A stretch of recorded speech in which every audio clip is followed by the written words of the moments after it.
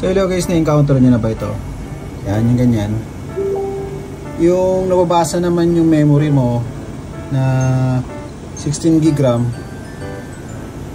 pero ang usable lang is parang 8 GB lang. Yan, dito sa unit natin ito, yan siya. Dalawa siyang RAM, tapos nababasa lang is parang isa.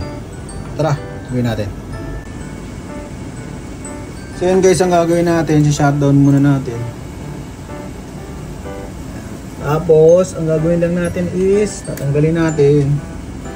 Tapos yan, linisan nyo lang. Or ang gawin nyo, kung meron kayong pambura, burahan nyo sa side na to. Yan.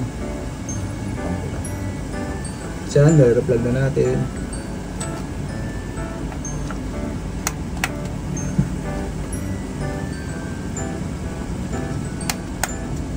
So, open natin. Testing.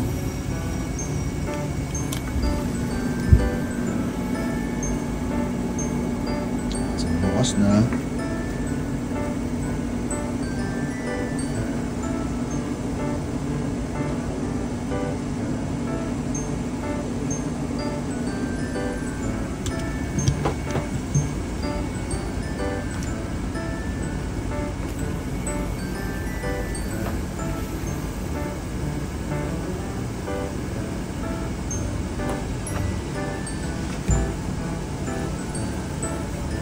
Ayan, bumukas na, check na natin.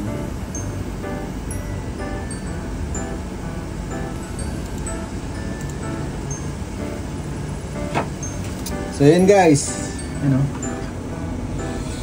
so okay na.